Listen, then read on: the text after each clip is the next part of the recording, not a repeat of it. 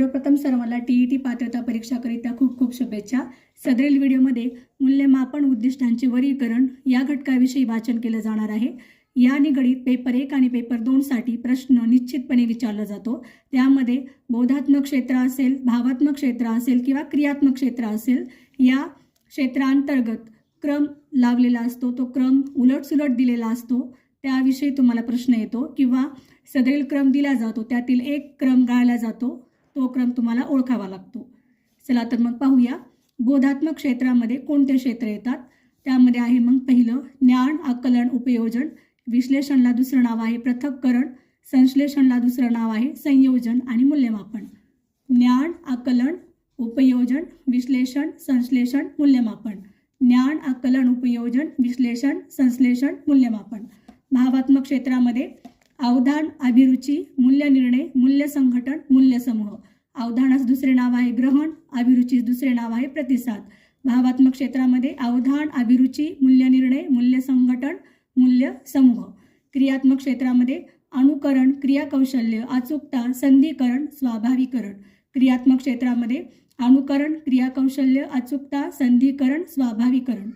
बोधात्मक क्षेत्रामध्ये जे क्षेत्र आहेत त्यांच्याविषयी कोणती माहिती आहे ती पाहूया। बोधात्मक क्षेत्रामध्ये ज्ञान, तर ज्ञान म्हणजे काय? एखादी गोष्ट माहिती होणे म्हणजे ज्ञान होणे।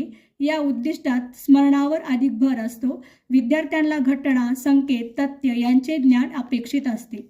आकलन, विद्यार्थ्यांना एखादी बाब समजणे यात अपेक्षित असते, उदाहरणार्थ संबोध स्पष्ट करणे।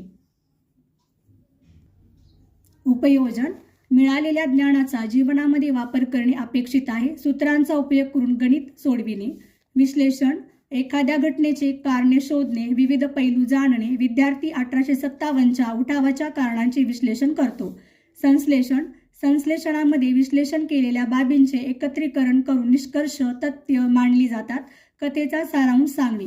मूल्यमापन, परिस्थितीशी संबंधित योग्य निर्णय घेणे यात अपेक्षित असते, समाजातील वाढत्या भ्रष्टाचारावर मत मांडणे। त्यानंतर दुसरं क्षेत्र आहे भावात्मक क्षेत्र। भावात्मक क्षेत्रामध्ये अवधान, यात विद्यार्थी एखाद्या बाबीकडे विशेष लक्ष देतो।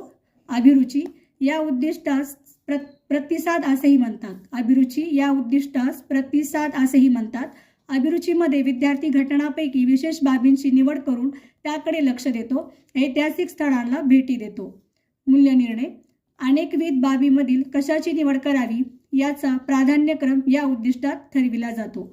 मूल्यसंघटन, विशिष्ट मूल्य स्वीकारल्यानंतर त्या संबंधित इतर मूल्य निवडली जातात। मूल्यसमूह,